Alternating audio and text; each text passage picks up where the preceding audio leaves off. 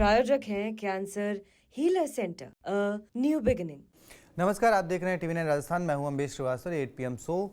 देखिए, फिलहाल होली का त्यौहार था तो इस वजह से सब जगह व्यवस्थाएं व्यस्त थे नेता। लेकिन कल कांग्रेस की एक बैठक हुई और बैठक के बाद जो प्रदेश प्रभारी हैं राजस्थान कांग्रेस के सुखजिंदर सिंह रंधावा, अध्यक्ष गोविंद सिंह डोटासरा और नेता प्रतिपक्ष टीकाराम जूली, तीनों ने मिलकर एक प्रेस कॉन्फ्रेंस करी और वहां पर जो प्रभारी सुखजिंदर सिंह रंधावा हैं उन्होंने ये स्वीकार किया कि भाई कांग्रेस की कुछ गलतियां रहीं जिसकी वजह से हम सरकार रिपीट नहीं कर पाए। उन्होंने ये भी मान लिया कि हाँ भाई, बीजेपी ने जिस तरीके से कदम उठाए हम वो कदम उठाने में नाकाम रहे। उसमें उन्होंने मुख्यमंत्री का भी जिक्र कर दिया। अब जब बात मुख्यमंत्री का जिक्र किया उन्होंने कि भाई उन्होंने देखिए अपना मुख्यमंत्री बदल दिया, एक नए को मौका दे दिया, मतलब मुख्यमंत्री के चेहरे के तौर पर उन्होंने एक नया चेहरा दे दिया।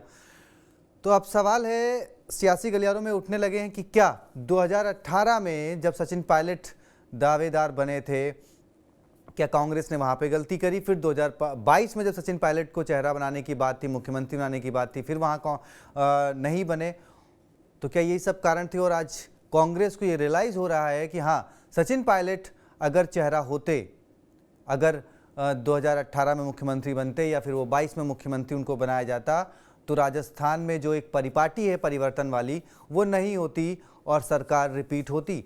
हमारे सहयोगी ध्वजारे भी हमारे साथ जुड़ गए हैं, उनसे बात करेंगे। लेकिन उससे पहले आपको सुनवाते हैं कि पहले ये सुनिए कि रंधावा जी ने कहा क्या है। आप लोग भी उस टाइम भी मेरे को कहते थे कि एमएलए को चेंज करना था।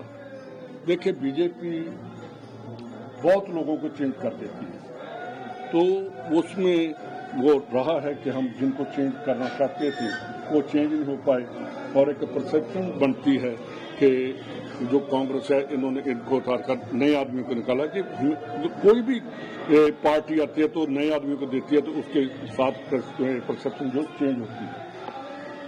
बहुत जरूरी है कि जो नए होते हैं, यूथ होता है, उनको आगे उनका जो दिखाते हैं कि हम इनको भी लेकर आए हैं कि नए हैं, कि कांग्रेस को आगे लेकर जाएंगे। इन बातों को लोग पसंद करते हैं। जो पहले हैं उनकी एंटी इनकम्बेंसी भी हो जाती है, जो नया आता है तो वो है। अब देखिए, प्रभारी जी ने कहा कि भाई जो नए लोगों को मौका दिया बीजेपी ने वो हम देने में नाकाम रहे, वो बात। और एक और अहम बात उन्होंने कही, क्या वो अशोक गहलोत की तरफ इशारा है? यहाँ पर एक ये भी बात जुड़ रही है। तो पहले ये वाला भी बयान सुनिए, फिर सीधे चलेंगे अपने सहयोगी ध्वजारे के पास। समझ लीजिए कि डोटासरा जी के टाइम में मेरा ख्याल है कि जब कभी कांग्रेस अपोजिशन में आई है हम बहुत नीचे रहते थे। इस बार हम बहुत आगे गए हैं। उसमें मेरा ख्याल है कि थोड़ी मेरी भी गलती थी कि मैंने पूरा स्टैंड नहीं लिया। अगर पूरा स्टैंड लेते तो राजस्थान में कांग्रेस की गवर्नमेंट भी होती। और जब जूली जी बने हैं तो उसके बाद हमारा और दोनों का जो कॉम्बिनेशन था और बाकी लीडर साहबान का, यहाँ राजस्थान में मेरे ख्याल के पूरे नॉर्थ इंडिया से अगर सबसे ज़्यादा सीटें आई हैं अकेली कांग्रेस को तो वो राजस्थान है। ये वहाँ हम राजस्थान में विभूति में हैं और दोनों मेरे एलओपी और पीसीसी प्रेसिडेंट अच्छा काम कर रहे हैं और ये कांग्रेस को आगे लेकर जाएंगे। दोनों लोग अच्छा काम कर रहे हैं, यानी जूली जी भी और डोटासरा जी भी। लेकिन सरकार क्यों नहीं बनी उन्होंने बता दिया, क्या कारण रहे वो भी बता दिया। हमारे सहयोगी ध्वजारे हमारे साथ जुड़ गए। ध्वज जी, रंधावा ने भले ही खुलकर ना कहा हो, लेकिन उनके जो शब्द हैं उसके मायने यही लगाए जा रहे हैं कि भाई 18 में अगर सचिन पायलट सीएम बन गए होते या फिर 22 में सचिन पायलट सीएम बन गए होते, कि नए को मौका नहीं दिया गया। क्या अब वो वही वाली बात कह दी उन्होंने?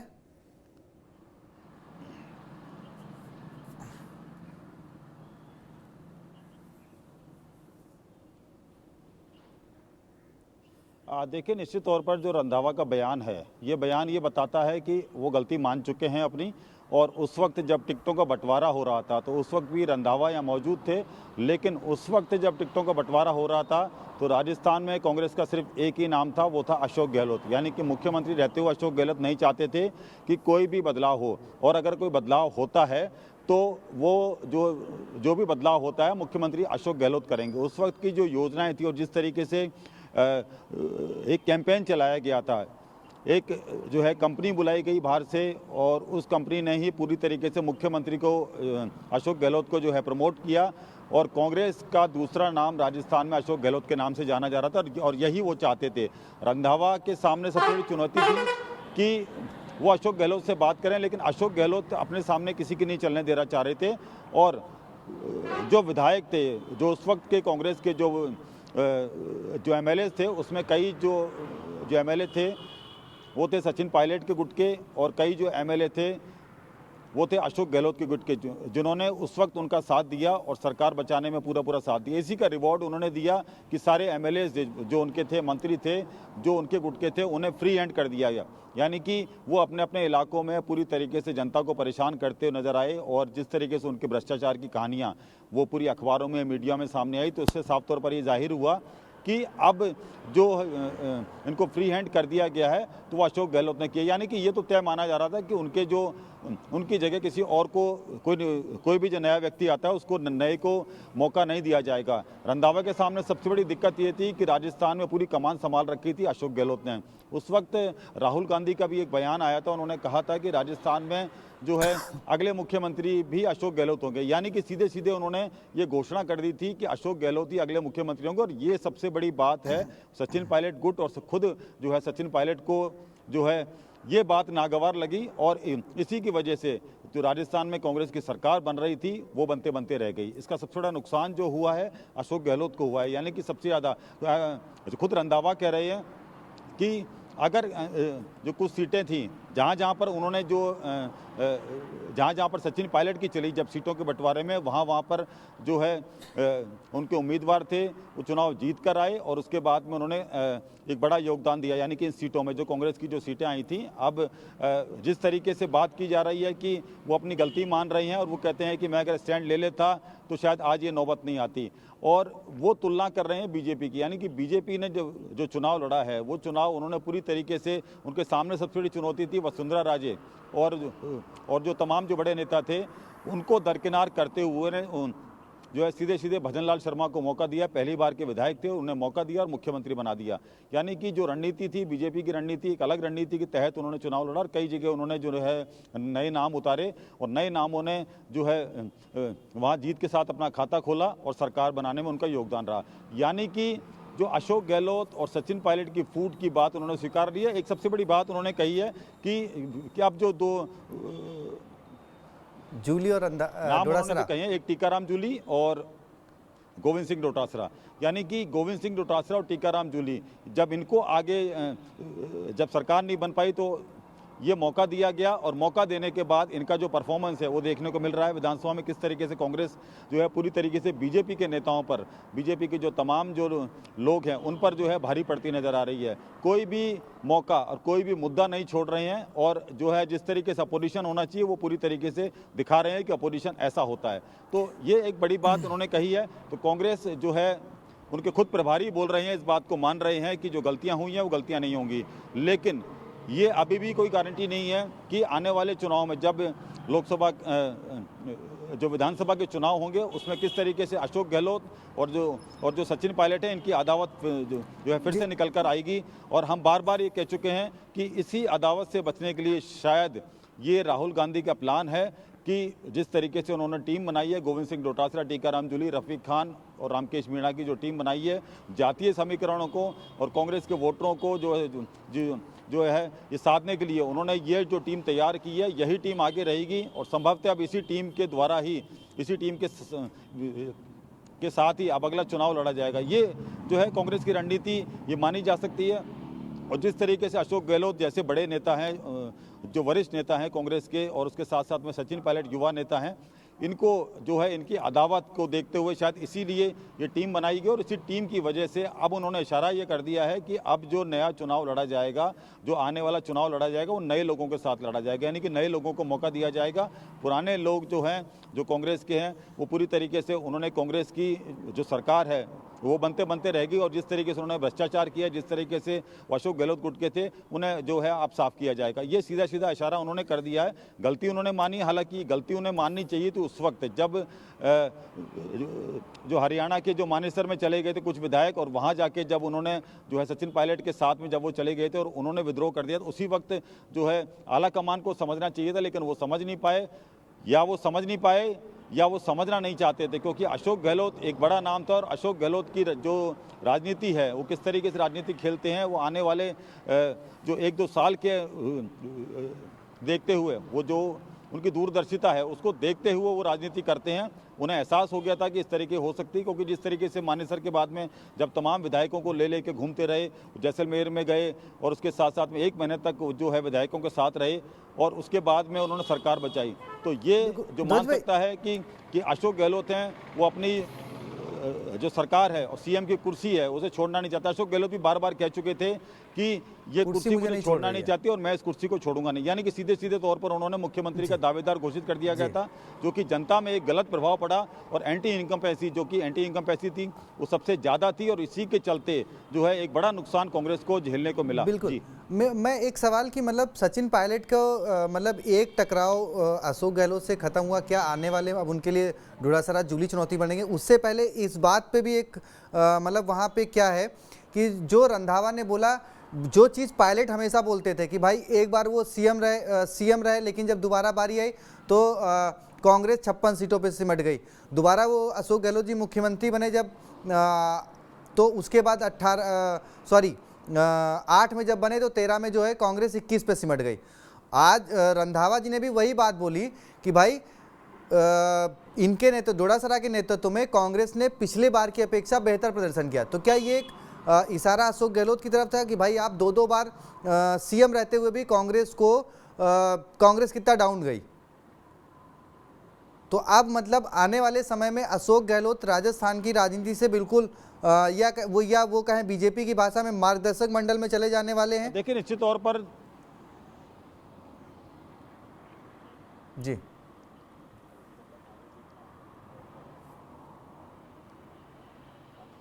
देखिए, तो आने वाला जो समय है वो बताएगा, लेकिन अशोक गहलोत इतनी जल्दी पीछे हटने वाले नहीं है, इतनी जल्दी हार मानने वाले नहीं है, क्योंकि राजस्थान में अगर कांग्रेस को जाना जाता है तो अशोक गहलोत, यानी कि कांग्रेस का दूसरा नाम अशोक गहलोत के नाम से जाना जाता है। तो कहीं ना कहीं अशोक गहलोत भी अब एक्टिव नजर आ रहे हैं, जिस तरीके से वो लगातार मीटिंगें ले रहे हैं, जिस तरीके से होली मिलन समारोह हुआ, जिस तरीके से उनके लगातार बयान आ रहे हैं, तो कहीं वो पीछे तो हटने वाले हैं नहीं। क्योंकि और आगे क्या होता है कि अगर वो कांग्रेस के मार्गदर्शक मंडल में जाते हैं, ये देखने वाली बात होगी। इस पर अभी जो है कुछ कहा नहीं जा सकता, लेकिन सबसे बड़ी बात यह है कि जिस तरीके से अशोक गहलोत के समय में जो लोकसभा चुनाव में सीटें आई थी, पूरी 25 सीटें चली गई थी, लेकिन इस बार गोविंद सिंह डोटासरा, टीकाराम जूली की जो टीम ने जो कमाल किया है, उससे जो है आलाकमान ये तो मान रहा है कि इनके पास में कुव्वत है, इनके पास में वो पोटेंशियल है कि ये कांग्रेस को आगे बढ़ा सकते हैं। कांग्रेस की जो सीटें हैं, यानी कि आने वाली सरकार, राजस्थान की परिपाटी यही रही है कि 5 साल बीजेपी और 5 साल कांग्रेस, तो इसको लेकर अब अगली बार जो है कांग्रेस के चांस बन रहे हैं, तो वो टीकाराम जूली और गोविंद सिंह डोटासरा की जो टीम बनी हुई है, इस टीम के साथ ही आगे बढ़ना चाहते हैं। धीरे धीरे इशारा इनकी तरफ से किया जा रहा है, लेकिन अब इन दोनों की अदावत, यानी कि सचिन पायलट और अशोक गहलोत की अदावत को देखते हुए आलाकमान ने जो है इस टीम को तैयार किया है और लगातार इस टीम पर काम कर रही है और लगातार अप्रिशिएट भी किया जा रहा है। राहुल गांधी लगातार संपर्क में है टीकाराम जूली, गोविंद सिंह डोटासरा के, और जिस तरीके से पिछले दिनों विधानसभा में देखने को मिला, जिस तरीके से उन्होंने विरोध किया, तो ये जो है ये चीज़ जो है साफ तौर पर ये बताती है कि आने वाला जो राजस्थान का कांग्रेस का जो अब आने वाला फ्यूचर है, वो गोविंद सिंह डोटासरा और टीकाराम जूली हैं।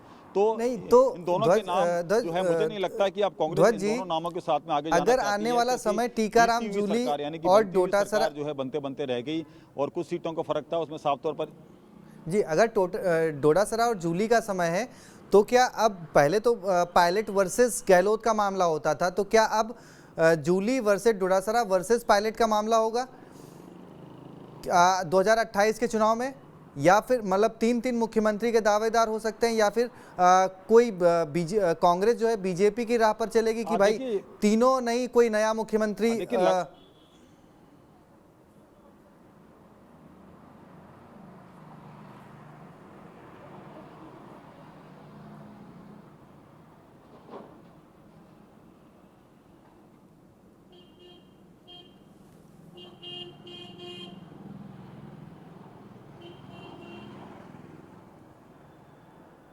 जी ध्वज भाई, मैं वही सवाल कर रहा हूं कि क्या 2028 के चुनाव में पायलट वर्सेस डोडासरा वर्सेस जूली होगा, या फिर बीजेपी की तरह कोई नया? जी एक बार आपका सवाल रिपीट करिए मुझे। जी वही कह रहा हूं कि क्या 2028 में पायलट वर्सेस जूली वर्सेस डोडासरा, या फिर बीजेपी कांग्रेस भी बिना किसी चेहरे को उतरेगी और फिर एक नए को मौका दिया जाएगा?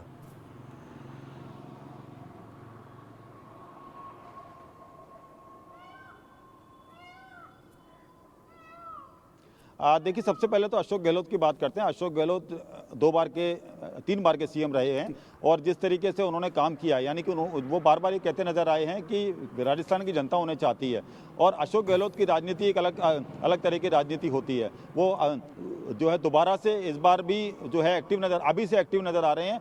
तो उनके सामने जो चुनौती है वो है सचिन पायलट, लेकिन सचिन पायलट के सामने चुनौती अशोक गहलोत के साथ साथ में गोविंद सिंह डोटासरा, टीकाराम जूली भी होंगे, क्योंकि जिस तरीके से टीकाराम जूली और गोविंद सिंह डोटासरा काम कर रहे हैं, आला कमान के चाहते बने हुए हैं, तो ये सबसे बड़ी चुनौती होगी अशोक गहलोत के बाद में टीकाराम जूली और गोविंद सिंह डोटासरा। और उसके बाद में उनकी जो सामना होगा वो होगा बीजेपी से, यानी कि भजन लाल जो अभी जो सीएम है भजन लाल शर्मा, वो जो है अब काम कर रहे हैं और पूरी तरीके से वो अब जो है मैच्योर हो रहे हैं। और जिस तरीके से काम कर रहे हैं, उनकी भी काम करने की जो प्रशंसा है वो जो है साफ तौर पर देखी जा सकती है। और वो जो आने वाले, यानी कि अभी उनकी सरकार को 1.25 साल हुए हैं और अभी जो है करीब जो है 3.5 साल का समय और बचा है, तो 3.5 साल में कांग्रेस इतना मजबूत हो जाएगी कि सचिन जो है बीजेपी इतना मजबूत हो जाएगी कि उनके सामने एक और जो अपोजिशन होगा वो सबसे बड़ा होगा रोड़ा, वो राजस्थान के मुख्यमंत्री भजन लाल शर्मा। यानी कि 3 लोगों से उन्हें जो है लड़ना होगा। लेकिन गोविंद सिंह डोटासरा और टीकाराम जूली जिस तरीके से काम कर रहे हैं, तो मुझे नहीं लगता है कि आला कमान अब कुछ बदलाव करेगा। इनकी परफॉर्मेंस को देख रहा है, क्योंकि जिस तरीके से अभी हालात हैं राजस्थान में कांग्रेस के, उस कांग्रेस के हालात को देखते हुए जिस तरीके से अपोजिशन का काम किया जा रहा है और ये जो तरीका है, यानी कि जिस तरीके से गोविंद सिंह डोटासरा जूली लड़ रहे हैं विधानसभा में, जो उनकी लड़ाई जारी है अपोजिशन की, वो इतनी शानदार है कि उनके परफॉर्मेंस को देखते हुए आला कमान भी खुश है। तो कहीं ना कहीं मुझे नहीं लगता है कि अब सचिन पायलट और अशोक गहलोत के पचड़े में, यानी कि इनकी अदावत के पचड़े में आला कमान पड़ेगा। उनका पहला मोटो ये रहेगा कि राजस्थान में कांग्रेस की सरकार बनाई जाए और कांग्रेस की सरकार अच्छी सीटों से बनाई जाए। तो जिस तरीके से काम किया जा रहा है, तो ये माना जा रहा है कि राजस्थान में अब जो अगले नाम होंगे वो टीकाराम जूली और गोविंद सिंह डोटासरा होंगे। और इसमें कौन मुख्यमंत्री बनता है ये तो आने वाला जो है समय बताएगा कि किस तरीके से अब कौन जो है किसको आगे किया जाता है। और लेकिन सबसे बड़ी बात यह है कि टीकाराम जूली के साथ में जो ये दलित फैक्टर है, वो दलित नेता हैं और अच्छे नेता हैं और युवा नेता हैं, वो आला कमान की सबसे पहली पसंद है। तो एक एग्जाम्पल भी सेट किया जा सकता है आने वाले चुनाव में, अगर कांग्रेस की सरकार बनती है तो राजस्थान का जो है सीएम वो है, तो गोविंद सिंह डोटासरा को किसी भी हालत में जो है मुझे नहीं लगता कि कांग्रेस जो है बनाएगी, क्योंकि जाट वोटर हैं और जाट वोटर में और जाट नेता को अगर वो बनाते हैं तो बड़ी जो नाराजगी है, हालांकि इससे पहले हरियाणा में भी देखने को मिली थी। तो यहाँ राजस्थान में उनकी संभावनाएं कम लगती है, लेकिन टीकाराम जूली की संभावनाएं सबसे ज़्यादा लगती हैं कि एक एग्जाम्पल सेट करेंगे कि राजस्थान में एक दलित मुख्यमंत्री बनाया जाए। ये आने वाले समय की बात है, लेकिन इस वक्त जो पलड़ा भारी है वो टीकाराम जूली गोविंद सिंह डोटासरा का है। और राजस्थान के जो प्रभारी हैं रंधावा, वो भी इस तरफ इशारा कर चुके हैं कि अब जो है वो चुनाव जो लड़ा जाएगा वो नए चेहरों के साथ में लड़ा जाएगा। यानी कि सीधे सीधे उन्होंने इशारा कर दिया है कि जो पुराने नेता हैं उनका समय अब जो है समाप्त हो चुका है। इशारा ये भी कर चुके हैं कि अब उन्हें जो है ध्वज जी एक सवाल और छोटा सा बैठ जाना चाहिए और कांग्रेस का जो मार्गदर्शक मंडल है उसमें उन्हें सलाह देनी चाहिए। ये सीधा इशारा अशोक गहलोत की तरफ है। मेरा एक छोटा सा सवाल यह है कि देखिए, सचिन पायलट आपने 2018 से पहले जब उनको प्रदेश अध्यक्ष बनाया, उनको मौका दिया, तो उन्होंने 163 सीटें जीतने वाली बीजेपी, 25 की 25 सीटें जीतने वाली बीजेपी को जो है प्रदेश से जहां कांग्रेस बिल्कुल ख़त्म हो गई थी, वहां से उभार के उन्होंने 99 तक पहुंचाया। आपने उनको मुख्यमंत्री नहीं बनाया, उसका खामियाजा आपको भुगतना पड़ा 2019 में। और आप जो है फिर एक बार लोकसभा की सीटें जो हैं आपकी जीरो आ गई, आपके मुख्यमंत्री ने 2000। और उसमें देखिए जहां जहां गुजर बाहुल्य क्षेत्र थे वहां वहां बीजेपी को बड़ा डेंट हुआ। अब 2023 में जब आपने उनको चेहरा नहीं बनाया, मैक्सिमम गुजर बाहुल्य सीटों पर बीजेपी को कांग्रेस को हार का सामना करना पड़ा। लेकिन उसके बाद जब 23 के बाद चोट लगने के बाद आपने उनको दिल्ली में एक बड़ी जिम्मेदारी दी सचिन पायलट को। नतीजा ये हुआ कि आप देखिए सचिन पायलट ने जिन 7 लोगों के लिए टिकट मांगा उसमें से 5 लोग उनके जीत के सांसद पहुंच गए। और जो गुजर बाहुल्य क्षेत्र था जो प्रभाव रखता है सांसदी में, वो सारे के 4 के चारों सांसद आपके विधानसभा पहुंचे, दिल्ली पहुंचे। किरोड़ी लाल मीणा जो कि मंत्री थे जिन्होंने 7 सीटों जिताने का दावा किया था, वो हार गए। तो सचिन पायलट को अगर आप फ्रेम में नहीं रखते हैं 28 के, तो आप ये बीजेपी के लिए फायदेमंद साबित नहीं हो जाएगा। अगर आप जूली और डोडासरा पे डिपेंड हो जाएंगे तो ये फिर एक बार अपने पैर पे कुल्हाड़ी मारने वाली बात हो जाएगी कांग्रेस के लिए।